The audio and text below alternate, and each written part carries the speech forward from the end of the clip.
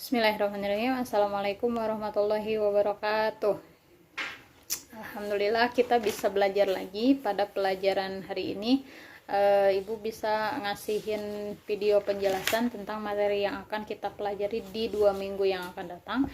2 minggu yang akan datang kita masih akan mempelajari di LKS semester 1 ya, yaitu pada bab ke-6. Materinya yaitu perilaku taat, kompetensi dalam kebaikan, dan etos kerja.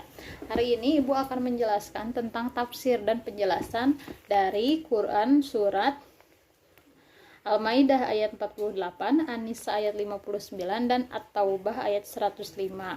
Nah, surat-surat ini adalah surat yang berhubungan dengan perilaku taat, kemudian kompetensi dalam kebaikan, dan etos kerja. Yang pertama kita langsung aja dilihat halaman 63. Taat itu kepada siapa? Nah, taat itu adalah dinyatakan dalam Quran surat An-Nisa ayat 59. A'udzubillahi minasyaitonirrajim. Ya ayyuhalladzina amanu atii'ullaha wa atii'ur rasula wa ulil amri minkum. فَإِن تَنَازَعْتُمْ فِي شَيْءٍ فَرُدُّوهُ إِلَى اللَّهِ وَالرَّسُولِ إِن كُنتُمْ تُؤْمِنُونَ بِاللَّهِ وَالْيَوْمِ الْآخِرِ ذَلِكَ خَيْرٌ وَأَحْسَنُ تَأْوِيلًا. Yang artinya, wahai orang-orang yang beriman, taatilah Allah dan taatilah Rasul atau Muhammad dan ulil amri atau pemegang kekuasaan di antara kamu. Kemudian jika kamu berbeda pendapat tentang sesuatu, maka kembalilah kepada Allah atau Al-Quran dan Rasul atau Sunnah jika kamu beriman kepada Allah dan hari kemudian. Yang demikian itu lebih utama bagimu dan lebih baik akibatnya. Nah, di sini dinyatakan bahwa ketaatan itu kita harus wajib taat. Seseorang itu harus wajib taat ketika dalam suatu tempat tertentu, dimanapun tempatnya. Kalau di bumi, maka taatilah pemiliknya, yaitu Allah Subhanahu wa Ta'ala. Kemudian yang menjadi utusannya, yaitu Nabi Muhammad SAW.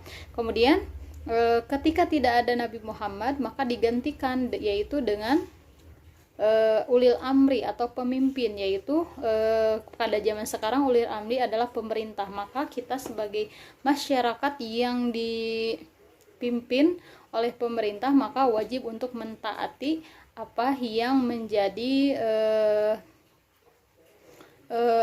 yang menjadi diperintahkan oleh pemerintah. Misalnya sekarang lagi corona nih.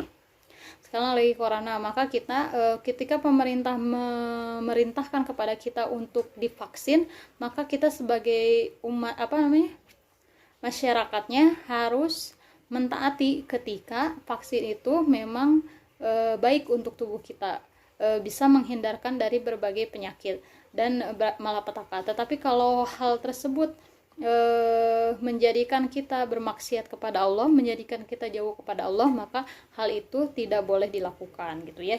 Jadi batasan untuk mentaati ulil amri adalah ketika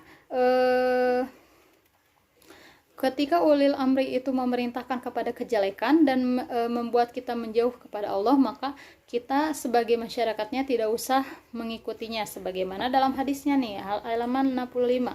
An Abi Abdirrahmani an alihi anna Rasulullah sallallahu alaihi wasallam qala la ta'ata fi ma'siyatillah innaha ta'atu fil ma'rufi. Dari Abdurrahman dari Ali, sesungguhnya Rasulullah sallallahu alaihi wasallam bersabda, tidak boleh taat terhadap pemerintah bermaksiat kepada Allah. Tidak boleh taat terhadap perintah bermaksiat kepada Allah. Sesungguhnya ketaatan itu hanya dalam hal yang ma'ruf. Nah, artinya kalau kita mentaati sesuatu itu hanya untuk hal yang ma'ruf. Kalau bukan untuk kebaikan maka tidak usah ditaati. Misalnya, lanjut untuk hukum tajwidnya nanti bisa dipelajari sendiri. Kita lanjut ke tafsirannya, yaitu di sini dinyatakan bahwa Quran surat An-Nisa ayat 59 memiliki asbabun nuzul. Nih, ketika itu Rasulullah mengirimkan satu pasukan khusus di bawah pimpinan Khalid bin Walid. Di dalam pasukan itu terdapat Ammar ibnu Yasir. Mereka berjalan menuju tempat kaum yang dituju oleh mereka. Ketika berada di dekat tempat tersebut, mereka turun beristirahat karena hari telah malam. Kemudian mereka diketahui oleh mata-mata kaum yang dituju mereka. Lalu mata-mata itu memberitahukan kepada kaumnya akan mendatangkan mereka. Maka kaumnya pergi melarikan diri meninggalkan tempat mereka, kecuali seseorang laki-laki yang memerintahkan kepada keluarganya agar semua barang mereka dikemasi. Kemudian ia sendiri pergi dengan berjalan kaki di kegelapan malam hari menuju ke tempat pasukan Khalid bin Walid. Kemudian setelah ia sampai di tempat pasukan kaum muslimin, maka ia menanyakan tentang Ammar bin Yasir. Lalu ia datang kepadanya dengan mengatakan, "Hai Abdul Yakzan, sesungguhnya sekarang aku masuk Islam dan bersaksi bahwa tidak ada Tuhan selain Allah dan bahwa Muhammad adalah hamba dan utusannya. Sesungguhnya kaumku telah mendengar kedatangan kalian. Mereka semuanya melarikan diri karena takut." Gitu ya. Tetapi aku tetap tinggal di tempat ini. Maka apabila Islamku dapat bermanfaat bagiku besok pagi nanti, jika tidak maka aku pun akan ikut lari. Nah, lanjut. Ammar menjawab, "Tidak, bahkan Islammu dapat bermanfaat untuk dirimu. Sedangkan pulanglah dan tetaplah di tempat tinggalmu." Laki-laki itu pun pulang dan menetap di tempatnya. Pada keesokan harinya, Khalid bin Walid datang menyerang, dan ternyata ia tidak menemukan seorang pun dari musuhnya selain laki-laki tadi. Lalu Khalid menawannya dan mengambil semua harta.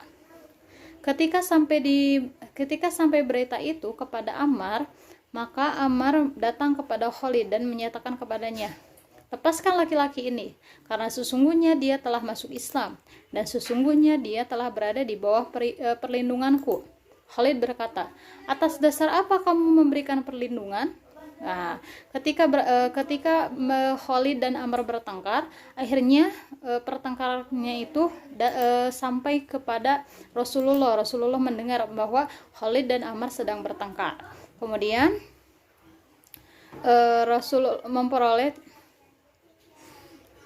Rasulullah memperbolehkan tindakan Ammar, tapi melarangnya mengulangi perbuatannya lagi, yakni memberikan perlindungan tetapi tanpa seizin pasukannya. Kedua orang itu, Ammar dan Khalid itu masih terus bertengkar sampai sampai mereka mencaci maki, dan Rasulullah kemudian mengeluarkan sabdanya, yaitu, "Taatilah Allah dan taatilah Rasul dan ulil amri di antara kalian," yaitu, "Ya ayyuhalladzina amanu atiullaha wa atiur rasul wa ulil amri minkum." Ya, nah gitu ya. Jadi sebab turunnya ayat ini yaitu ketika Ammar dan Khalid bin Walid bertengkar tentang satu orang laki-laki yang Khalid tidak tahu bahwa dia sudah masuk Islam, maka dan laki-laki itu sebelumnya sudah menyatakan bahwa dia sudah masuk Islam dan meminta perlindungan kepada Ammar, tapi Ammar tidak memberitahukan kepada Khalid. Jadi terjadi miskomunikasi gitu antara Ammar dan Khalid. Nah, dari sana maka kalau yang laki-laki yang baru masuk Islam itu mentaati Ammar sebagai pemimpinnya, dan Khalid sebagai pemimpin melaksanakan tugasnya, yaitu ketika terjadinya peperangan maka ada pihak yang kalah, maka harta ghanimahnya diambil dan orang yang menjadi orang yang tertangkap menjadi tawanan gitu. Nah, ya, dari sana terjadilah pertengkaran antara Khalid dan Ammar, dan di sana menyatakan Rasulullah bersabda, "Ya ayyuhalladzina amanu atiullaha wa atiur rasul." Jadi ceritanya seperti itu ya. Kita lanjut.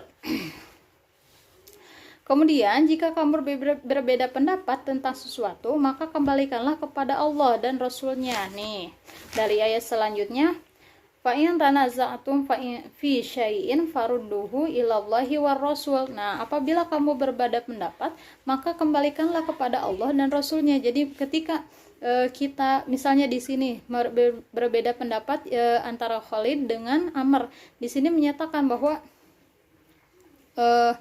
yang harusnya laki-laki itu ditawan, tapi kata Amr harusnya laki-laki itu dibebaskan. Nah, terjadi percekcokan, kemudian menjadikan pertengkaran, maka harus dikembalikan kepada Allah dan Rasulnya. Dan di sini dikembalikannya itu kepada Rasul gitu, melalui sabda Allah Subhanahu wa taala, yaitu ya ayyuhalladzina amanu atiullaha wa atiur rasul. Nah, kenapa kepada Al-Qur'an dan Sunnah? Nah, karena Al-Quran dan Sunnah itu adalah sebuah pegangan yang paling utama, pegangan yang paling dasar untuk umat Islam ketika menghadapi sebuah masalah. Jadi kalau seseorang menghadapi masalah, maka wajib untuk dia kembali kepada Allah dan Rasulnya, ya. Kemudian yang demikian itu jika kamu beriman kepada Allah dan hari kemudian, maka orang-orang yang beriman kepada Allah harus ketika menghadapi masalah harus mengembalikannya kepada Al-Quran dan Sunnah jika masalah tersebut tidak dapat diselesaikan. Kemudian jika demikian itu lebih utama bagimu dan lebih baik akibatnya. Kenapa? Karena Al-Quran dan As-Sunnah itu yang paling baik, yang paling sempurna, dan yang paling utama kita ambil sebagai dasar untuk memecahkan sebuah masalah gitu ya.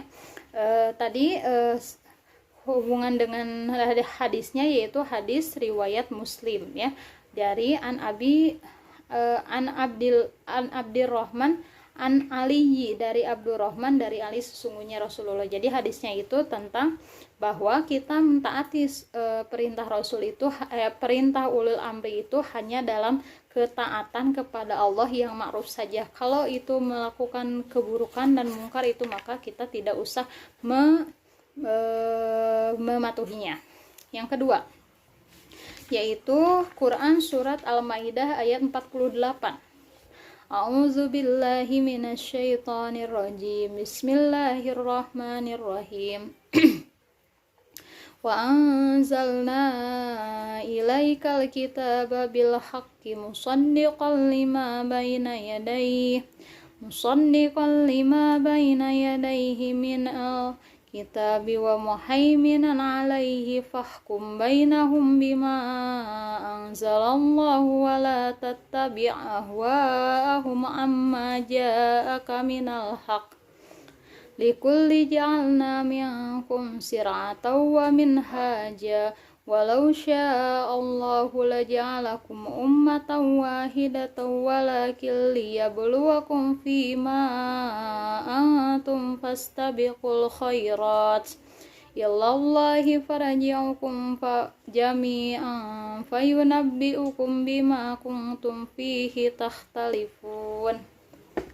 Yang artinya, dan kami telah menurunkan kitab Al-Quran kepadamu Muhammad dan dengan membawa kebenaran, yang membenarkan kitab-kitab yang diturunkan sebelumnya dan menjaganya. Maka putuskanlah perkara mereka menurut apa yang diturunkan Allah, dan janganlah engkau mengikuti keinginan mereka dengan meninggalkan kebenaran tentang datangnya darimu. Untuk setiap umat di antara kamu, kami berikan aturan dan jalan yang terang. Kalau Allah menghendaki, niscaya kamu dijadikannya satu umat saja, tetapi Allah hendak menguji kamu terhadap karunia yang telah diberikannya kepadamu. Maka berlomba-lombalah berbuat kebajikan, hanya kepada Allah kamu semua kembali, dan diberitahukannya kepadamu terhadap apa yang dahulu kamu perselisihkan. Nah, di sini dinyatakan bahwa kita itu wajib untuk berlomba-lomba dalam kebaikan. Nih, dalam sebelumnya ini ada bahasan tentang bahwa Al-Quran itu merupakan kitab yang Allah turunkan kepada Nabi Muhammad sebagai penyempurna dari kitab-kitab sebelumnya. Jadi seperti kitab Taurat, Zabur, dan Injil adalah kitab-kitab yang Allah turunkan kepada nabinya yang dipilih untuk menuntun manusia untuk beriman kepada Allah Subhanahu wa taala. Nah, kemudian Allah memerintahkan agar untuk memutuskan perkara menurut Al-Qur'an dan tidak mengikuti hawa nafsu. Nih, di sini dinyatakan, maka putuskanlah perkara mereka menurut apa yang diturunkan Allah, dan janganlah engkau mengikuti keinginan mereka dengan meninggalkan kebenaran. Nah, jadi ketika kita menghadapi suatu masalah, jangan berpikir dengan nafsu kita, tetapi atau dengan keuntungan untuk kita, bukan, tetapi berpikirlah sesuai dengan yang didasarkan kepada Al-Quran dan hadis gitu ya, sama seperti ada hubungannya dengan surat sebelumnya An-Nisa ayat 59 ya. Kemudian Allah menjelaskan bahwa setiap kaum diberikan aturan atau syariat. Nah, jadi kalau orang Islam aturannya itu syariatnya itu Islam. Tapi kalau orang-orang yang sebelum ada turunnya agama Islam, maka syariatnya itu bukan Islam. Kalau ketika Nabi Isa maka turun itu syariatnya Injil. Maka orang-orang ketika itu harus beriman dan mentaati apa yang ada di dalam kitab itu. Nah, setiap isi kitab itu isinya itu sesuai dengan kebutuhan masyarakatnya. Jadi kalau sekarang Al-Qur'an, maka karena Al-Qur'an itu di sini Allah Subhanahu wa taala memprediksikan akan terjadi banyaknya pertentangan, kemudian tidak hanya dari segi ketuhanan saja orang-orang akan melencengnya, tetapi bisa jadi dalam segi pemerintahan, kemudian dalam segi ekonomi dan yang lainnya. Maka Allah Subhanahu wa taala menurunkan Al-Qur'an sebagai kitab penyempurna yang isinya itu tidak hanya tentang ketuhanan saja, tidak hanya tentang bagaimana cara beribadah, tapi bagaimana beribadah kepada Allah diterangkan dalam Al-Qur'an, kemudian bagaimana beribadah sesama manusia, kemudian bagaimana beribadah kepada atau berakhlak baik kepada alam lingkungan dan yang lainnya itu ya. Jadi Al-Qur'an itu adalah kitab Allah Subhanahu wa taala yang terakhir dan yang paling sempurna isinya, karena mencakup seluruh aspek kehidupan manusia. Tuh, lanjut. Al-Qur'an memiliki kedudukan yang sangat tinggi. Al-Qur'an sebagai pembenar kitab-kitab sebelumnya. Nah, karena Al-Qur'an itu memiliki kedudukan yang tinggi, maka kita sebagai umat Islam maka harus meninggikan Al-Qur'an, harus memuliakan Al-Qur'an, bukan dengan cara disimpan di tempat tinggi dan tidak dibaca, tetapi Al-Qur'an simpan di tempat yang paling di tempat yang bersih, kemudian di tempat yang tidak kotor, dan dijaga kemuliaannya dengan cara membaca dan menghafalnya. Itu adalah salah satu cara untuk menjaga agar Al-Qur'an itu agar Al-Qur'an itu terjaga sampai sekarang. Itu caranya itu dengan dibaca dan dihafalkan. Jadi bukan disimpan di tempat tinggi dan tidak dibaca, tetapi disimpan di tempat yang terbaik, kemudian kita selalu membacanya. Maka itu cara agar kita memuliakan Al-Qur'an gitu ya. Kemudian perintah agar setiap orang berlomba-lomba dalam kebaikan. Nah, di dunia ini, karena dunia adalah tempat persinggahan yang dimana manusia itu akan kembali kepada Allah, dan dimana dunia ini adalah sebagai tempat untuk ladang untuk kita mencari pahala dari Allah, maka ketika di dunia kita harus berlomba-lomba banyak-banyak melakukan kebaikan agar Allah Subhanahu wa taala memberikan ganjaran pahala kepada kita. Jadi ketika di dunia jangan bermalas-malasan untuk melakukan kejelekan. Bukan bermalas-malasan untuk melakukan sesuatu, tetapi harus bersemangat dalam melakukan sesuatu, apalagi itu melakukan kebaikan, karena umat manusia ketika di dunia harus melakukan amal ma'ruf nahi mungkar, atau melakukan sesuatu kebaikan dan menjauhi larangan Allah Subhanahu wa taala gitu ya. Lanjut ke surat yang ketiga, yaitu tentang etos kerja atau semangat dalam bekerja. Nah, berhubungan juga dengan surat sebelumnya. Nih ayatnya, yaitu At-Taubah ayat 105. Qul i'malu fasayyarallahu amalakum wa rasuluhu wal mu'minun wasaturadduna ila alimil ghaibi wasyahadati fayunabbiukum bima kuntum ta'malun. Nah, di sini dinyatakan bahwa bekerjalah kamu maka Allah akan melihat pekerjaanmu, begitu juga Rasulnya dan orang-orang mukmin, dan kamu akan kembali kepada Allah yang mengetahui yang gaib dan yang nyata, lalu beritakan kepada kamu apa yang telah kamu kerjakan. Nah, di sini dinyatakan bahwa Allah Subhanahu wa taala memerintahkan manusia untuk melakukan amal sebanyak-banyaknya ketika di dunia.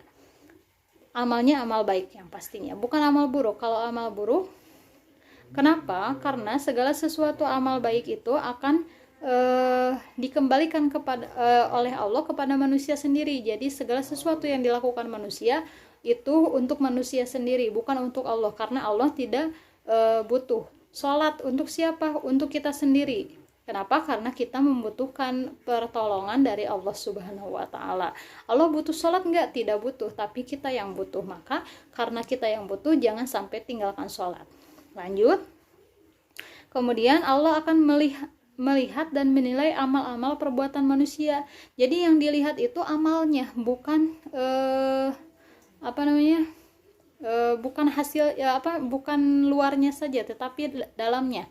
Dinyatakan bahwa Allah itu tidak melihat seseorang itu dari badannya, dari parasnya, dari luarnya, tetapi Allah akan melihat dari hatinya atau kegiatannya, intinya, apakah dia benar-benar ikhlas melakukan sesuatu atau tidak gitu.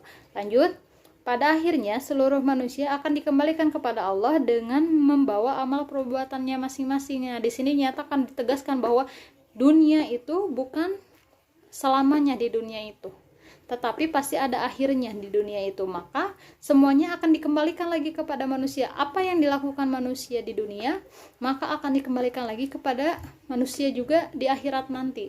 Maka apa yang dilakukan di dunia itu untuk manusia sendiri, maka manusia jangan sampai menyesal ketika nanti di akhirat gitu. Jadi Allah mengingatkan bahwa segala sesuatu itu untuk kamu, untuk manusia juga. Jadi jangan sampai kamu bermalas-malasan untuk mendapatkan apa yang untuk diri kamu sendiri itu ya. Misalnya kayak kita pengen handphone nih, kita ngumpulin uang, kemudian kita beli handphonenya pakai uang kita sendiri, yang enaknya diri sendiri. Nah, sama seperti itu ketika di dunia kita sholat, kita infak, kita sedekah, kita belajar, itu semuanya untuk diri sendiri, bukan untuk orang lain. Kemudian setiap orang berbuat baik akan diberikan pahala. Jadi segala kebaikan akan diberikan pahala dan segala keburukan akan diberikan dosa sama Allah, pengurangan. Maka kalau kebaikannya banyak, maka insya Allah akan dimudahkan jalannya, dan jika kebaikannya sedikit di dunia, maka akan kesusahan nanti di akhiratnya, karena akhirat adalah tempat kembali dan dunia adalah tempat persinggahan. Jadi seperti itu ya. Hari ini kita belajar tentang etos kerja, harus selalu semangat dalam mencari kebaikan, dan kebaikan itu didasari atas ridho kepada Allah Subhanahu wa taala, tidak menginginkan sesuatu karena apa yang kita lakukan itu harus didasari karena ingin meminta ridho kepada Allah. Kemudian kita harus berlomba-lomba melakukan kebaikan, dan kita harus mentaati ulil amri atau pemimpin